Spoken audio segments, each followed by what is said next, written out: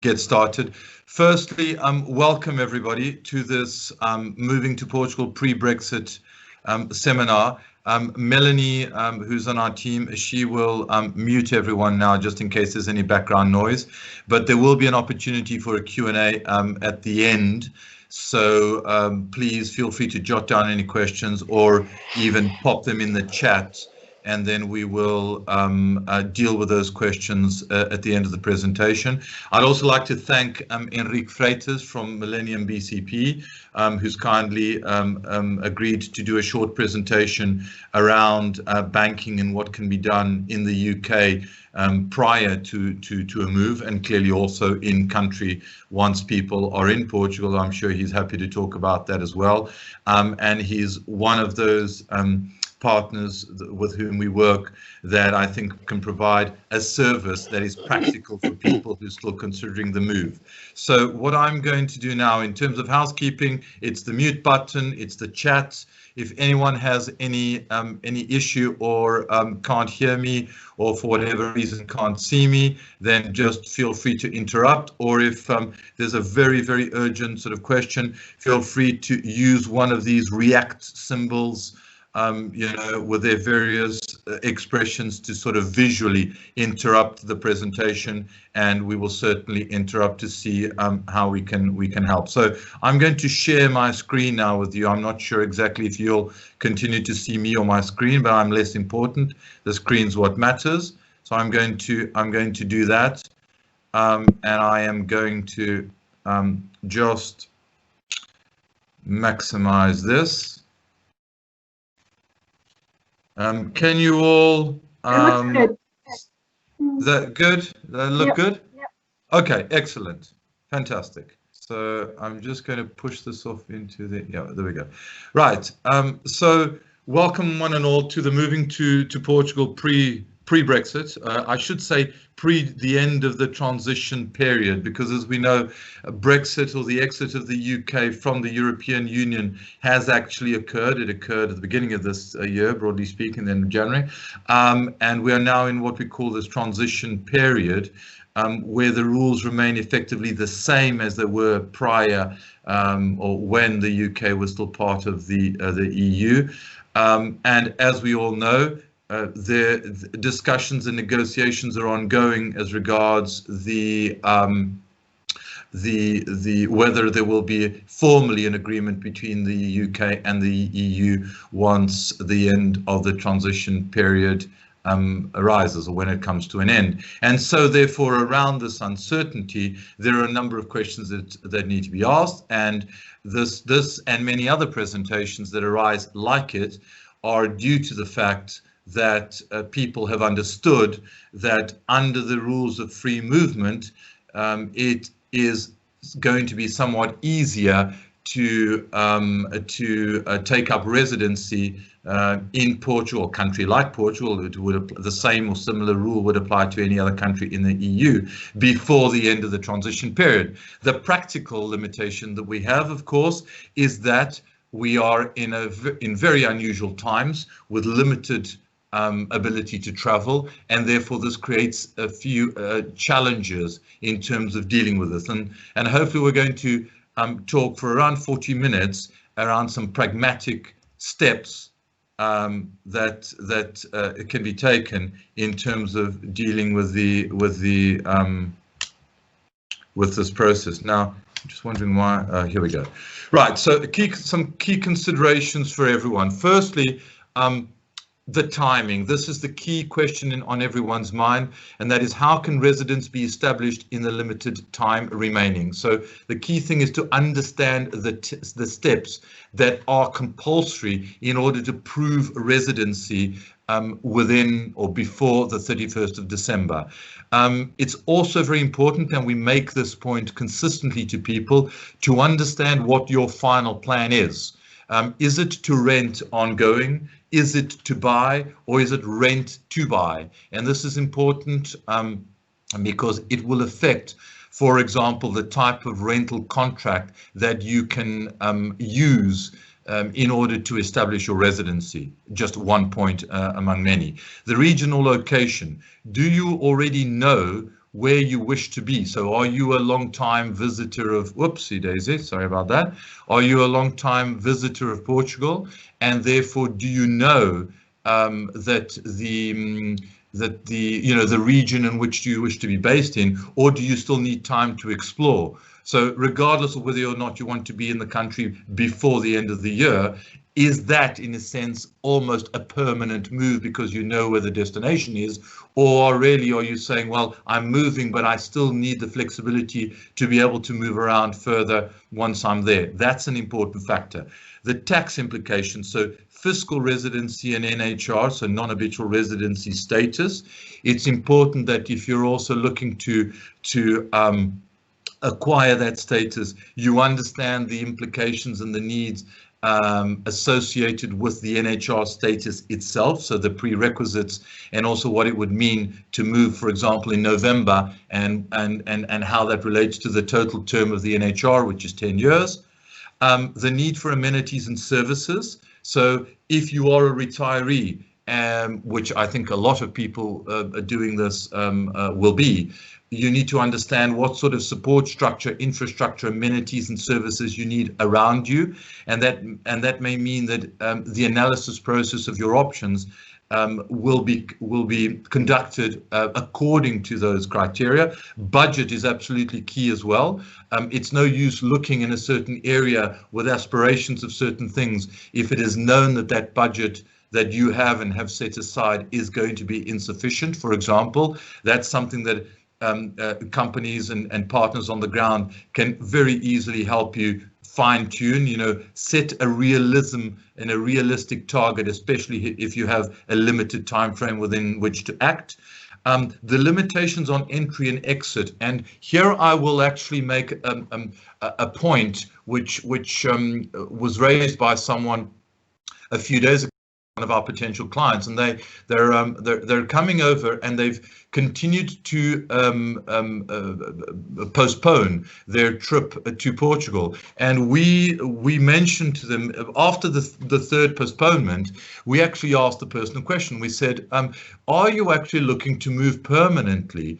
Or not? And he said, yes, I am, but I'm worried that I won't be able to get back into the UK without quarantining.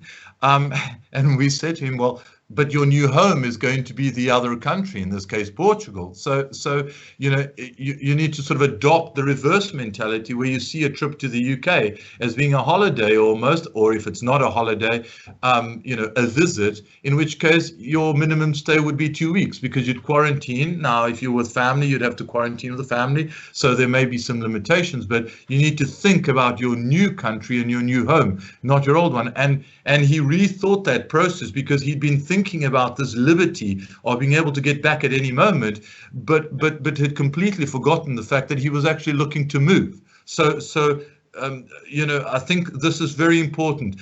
The fact that in the UK we have a two-week quarantine is extremely important to understand that quarantine may be irrelevant if you're actually moving permanently, because the requirement will be that you need to actually be permanently or semi-permanently in the new country.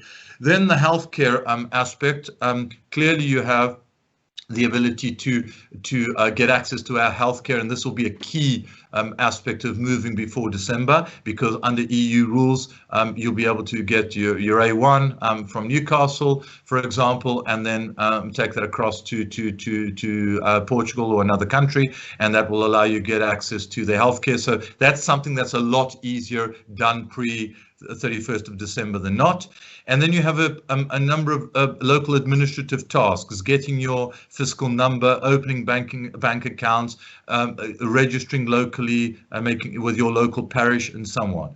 Now, the key message in this presentation is try to deal with as much as possible at a distance. Okay. And we should also emphasize two things. The first is that anyone with EU citizenship can continue to move freely to the EU. So if you are a UK citizen, so you have a UK passport, but you also have, for example, a French passport, just to use an example, this pressure is not on you. You can go on the 21st of January without any problem as an EU citizen under as a French citizen and still move to Portugal or anywhere else in the EU. Okay, so there is no pressure on you.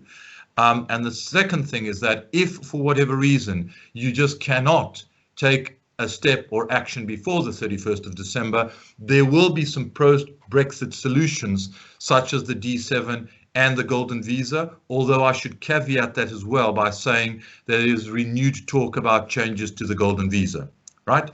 Then you will see that in the presentation that we sent out, not presentation, but the invitation that we sent out, we have emphasized this question of the rental very strongly. Now, our business, for example, works with a whole range of services and whatever, and we really don't mind whether people rent or buy. But at the moment, we think for people that are looking to move in a period of 2 months, it is highly risky to consider a purchase, if nothing else, from the fact that the conveyancing process of the purchase of a home, if you do a survey or if you do anything else, is likely to be longer than 2 months. So it is too risky a strategy for people who are initiating a process to seriously consider a property. It will be a rushed, to buy. It will be a rushed decision, and realistically, we encourage people to take their time to make the decision. So what you should be doing, we encourage people to do, is to considering how and if a rental is an appropriate solution for you.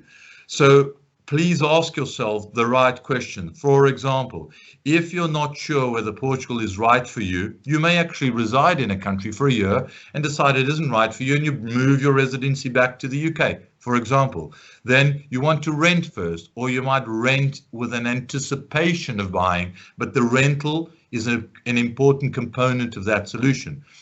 If it's your final move or you love the destination, then clearly you know this is where I want to be. For example, I want to buy, but maybe I don't have the time, I'm going to rent before I buy. Again, the rental is a timing aspect because you may not be able to find a house in time, but you know what your ultimate objective is. So go down the list, and we will make available this presentation, but go down the list and see if any of those questions apply to you or those situations apply to you, and then work out whether rental is a good solution or a rent to buy. Please note that while the ultimate objective may be a buy, in other words, a cross in the middle column, for the purposes of this presentation, we are not encouraging buy, because we believe that one way or another, if you have not started the conveyancing process of purchasing a property, 2 months in the current circumstances with Christmas and COVID and everything else is too risky to ensure that you will get a purchase deed in your name, in the requisite time. Okay, so it's important to consider and to be practical that if your main objective is residence, there are other options of getting there without having to run the stress and the risk of failing, on a property purchase, in time. Okay, and without wanting to plug things too much, but one of the things that you can do is have a look at sites, for example, in terms of rental, and get a sense of what is available, the pricing, locations, and so on.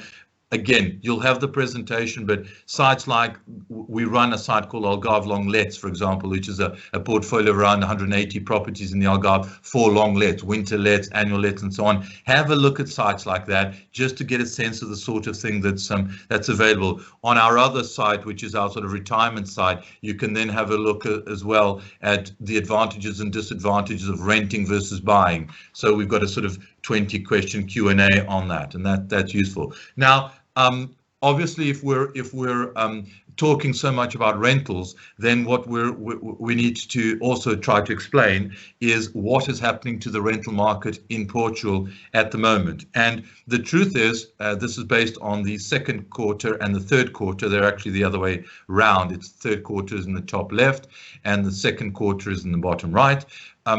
The general message is that rents are under pressure in large cities. So what has happened is that large cities typically have a resident population that move, obviously, as they move jobs or the whatever. But in current circumstances, because the labor market is tighter, people are nervous, there isn't as much as that moving around. So the demand has perhaps fallen somewhat. Foreign people haven't been able to travel to Portugal. So the foreign demand has perhaps fallen. Whoopsie, this keeps sorry about that. Foreign demand has maybe fallen from certain markets and sectors, and so that's meant that there's slightly higher supply in the larger cities, which means that rents have adjusted downwards. It varies, but in Porto, I would say 10 to 15%, although I can't see what the statistics here are that. Lisbon, they say around 11-12% in the third quarter of 2020. They say that Porto has gone up slightly, so that's a recovery from the previous quarter, where it was down by about 3%. So you can see slight tendency. The only region that hasn't actually fallen appears to be of the three big regions, the Algarve, Lisbon, and Porto, appears to be the Algarve. So if you take the national as including the Algarve, so regions outside the big cities have not been as affected by this impact. So the message there is, whereas there may be some negotiation on rents, for example, in the large cities, it's not a generalized trend that people will be negotiating rents, especially for longer term rents. Now, I wanted to give you, and of course, with any number, for every rule, there are 1,000 exceptions almost. So please take this as a starting point. But I wanted to give you a sense of what your money gets you across the country. And I've just sort of broken it down into probably the 6 regions where most expats tend to want to reside or to look for properties, in no particular order, but geographic from north to south. North, or the Porto region, you can buy for around $250,000 upwards. Sorry, this is based on a 2-bedroom apartment purchase or rental. I've tried to compare both. And in Porto, you can get a 2-bed rental from around €700 a month upwards. That's why I put a plus after everything. The Silver Coast is an interesting market because the traditional stock is actually pretty cheap. You can buy a traditional sort of older 2-bedroom property for around 75,000 going north. But if you buy a modern property, new build, that will probably be in the region of 220,000 upwards. The rental is around 750, again upwards. There are some cheaper rentals, in larger towns, Caldas da Rainha, a couple of those. But this is a good guideline. Cascais ou Estoril, which is, I'm sure you probably all know, but is west of Lisbon, 350,000 is a realistic entry level for a 2-bedroom. When I say 2-bed, I mean 2-bedroom. And 1,350 per month upwards for a rental. On the Linha, which is the area between Cascais, Estoril, and Lisbon, 225. So you'll see lower than Lisbon, lower than Cascais, and 900. So it kind of takes a dip in the middle there. And of course, there are some places that are more expensive. Carcavelos near the international school might be very expensive, but as a general rule, it is cheaper than being in Lisbon or in Cascais. Then Lisbon itself, 300k upwards for a 2-bed, and 1,500 upwards for the same 2-bed in terms of a rental. In the Algarve, realistically, 175k upwards for a 2-bedroom and 900 upwards for a 2-bedroom. Now, 2 points that I would make about this. Firstly, is this is hugely availability dependent. For example, at the moment, we found that because there was a lot of pent-up demand after the first wave of COVID, a lot of the winter stock has been booked. I think we maybe have. I look at our portfolio. We maybe have half dozen villas across the Algarve, of a portfolio of maybe 40 or 50 villas that are actually available in the winter. And that's been because people have realized that there's demand. It's not just from retiring people. There are families coming out with children at the international schools, for example. So they all compete for the same pool of available inventory.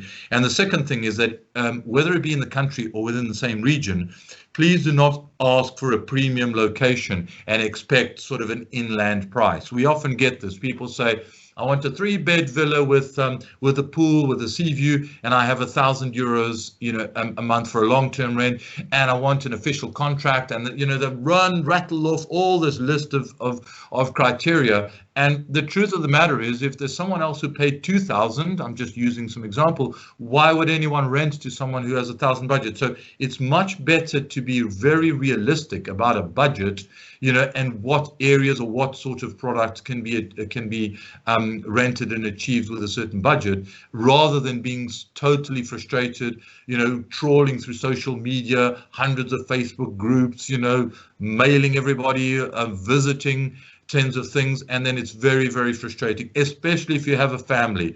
This can be a stressful process. So we often, and I do this personally, I've lived in 10 countries and moved around a lot. I often say to people, a rental is not a permanent solution. Try and get as close as you can, and then take it and use that as, buy yourself time to take a final decision. Don't put yourself under pressure. I decided to talk a little bit about the Algarve. This is not an Algarve pitch. Quite the contrary. I wish that Portugal could encourage people to move sort of everywhere, but there is a distinct pattern, and especially from the UK, without a shadow of a doubt, the Algarve is the #1 destination for UK expats looking to move to Portugal, probably followed by Lisbon and the Silver Coast, and less so Porto. That's a bit different for other markets. Porto may actually trump the Silver Coast. But as far as the UK is concerned, the Algarve is by far the most popular. I won't go into all of the details and the points. You can afterwards access the presentation and read that for yourself. What I would say is that the Algarve does offer a very, very good balance between a sort of sufficient access to other expats and expat communities and whatever, without having totally lost its Portuguese roots. The prices of real estate, although they've gone up, and I'm talking both buying and rental, although they've gone up, the value for money aspect is probably still as good a balance as you will find, given the location. It's one of the top tourism locations in the world. So you're expecting to pay a premium, but nonetheless, it's still accessible, shall we say, in terms of what is on offer. And so it's a good balance. A couple of considerations around rentals. Firstly, and these are key points for you to bear in mind: availability. Winter contracts of up to 6 months versus an annual let. So please be aware that the pricing will be different between a winter contract, which is low season, and a full year contract, which also covers the summer season. And a couple of hints as to what not to do. Do not take a winter let and then expect to extend the same let in the summer, A, at the same price, or B, at all. Because by that stage, the owner will be thinking of maybe doing some summer lets by the week at a very high value. So if you negotiate a 6-month let, expect no extensions and expect to do something else. For example, to buy. I would not encourage anyone to take a 6-month let ending in May or June and then expecting to find a new let of whatever nature. It'll be very expensive or impossible to find. So renter beware. Pricing, it is seasonal, and the owners pay different taxes. It's something that people don't often understand. It is more expensive for an owner to let to you long term than it is short term. They pay roughly between 12 and 18% more tax on their income for a long-term let than a short-term let. So please bear this in mind when proposals are made. Taking the decision at a distance and the risks involved, both for you as a tenant and for the landlord, that's something you need to be aware of and you need to discuss. The seasonality and associated summer risks, which I've talked about. Then understanding the regional differences is key. If you're thinking of coming over with furniture, then don't expect to find many unfurnished properties in a tourist region, because how would those people rent out to tourists, if there was no furniture in there? So be aware of these nuances. Even if you bring your furniture later, you may have to opt for a furnished rental versus an unfurnished, or vice versa in a big city. Think of supply and demand, and that will be, can be talked about with a knowledgeable partner as and when you decide on the region. I've talked a little bit about the types of contracts. Okay, there is a bit of a conflict between what the tax law says and what the rental contract law says in Portugal. So that needs to be worked through with not only someone who's helping you either with the rental, but also possibly with a lawyer, the lawyer that's also helping you to get the residency, if that's the route that you take. And then there are some exceptions to certain rental contracts, the arrendamento, and those have a link to whether or not your intention is to buy, for example. So it's the reason why it's very important to declare your intentions to your partner, so they can help you through that. And then I just wanted to re-emphasize or emphasize again that there are options in post-Brexit for residency. And I have put down some key points there, but I've kind of over-talked my time, so I won't go through those in detail. But the takeaway message on that particular slide is your options are not cut off suddenly when the 31st of December appears or passes. There are many, many nations that are outside the EU whose citizens still move into the EU at the moment. So the UK will be one additional such nation. Just briefly, I'll let that linger for a few minutes. So those are some of these sites that we run and that give you information and background. Feel free to access any of those for additional information. And now, if I may, I would like to invite, excuse me, I would like to invite Enrique Freitas to present a little bit on one of the key elements, which is actually everyone will need, which is to open a bank account in Portugal, and Enrique will go through that. Can I? Yes, go ahead. Okay. Good morning, all. Welcome to this webinar, which I hope will be enlightening and the first of many. So my name is Enrique. I'm the head of Millennium BCP rep office here in the UK. I don't know if you heard of Millennium BCP before, but Millennium BCP is the largest private owned bank in Portugal. We have around 700 branches in Portugal, so you will find a branch in every corner, and several international operations, and we serve about 6 million clients worldwide. Luis, if you could just next one, please. Yeah, this is the team of the London office. So in the UK, although we're based in London, we have promoters all over the country. This is our team. Next one, please. Yes, okay. We have promoters all over the country, as you can see in this presentation, including Jersey, Wales, North Ireland. I highlight the North Ireland, where our promoter is the honorary consul of Portugal, Mr. Daniel Gouveia, and we are very proud to have the consul as our promoter. And these promoters, although not employees of the bank, they are legitimized to carry out some tasks, particularly with regard to account openings, and essentially link clients or potential clients with the London office. But let's turn to more concrete issues and basically answer the essential question of what and how we can help you. We have exactly 3 pillars of essential services. So we can open accounts from the UK prior to your move to Portugal. So you don't need to be in Portugal to open the account. You can do it through our services, through our office, our team. And once you are in Portugal, you will be ready to go. The account will be active. You will have the debit cards, the online access, everything set up before you go. Our website and our apps are in English. It's easier for everyone.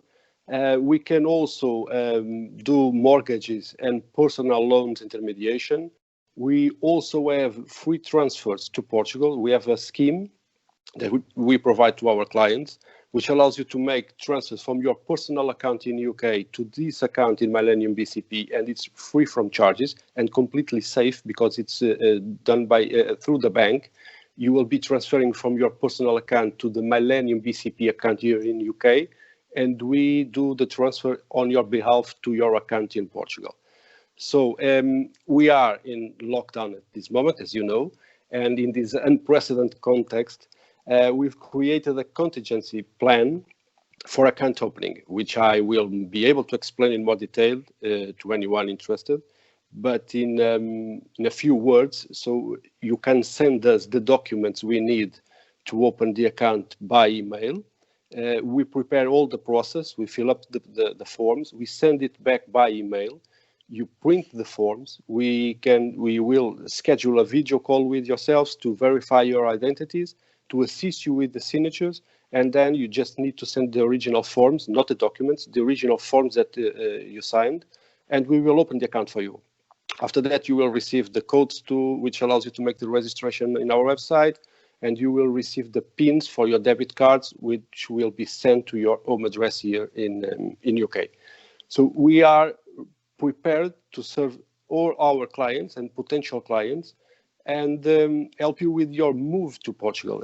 So once you're there, you might be different needs and concerns, but the bank will be sorted out before you go.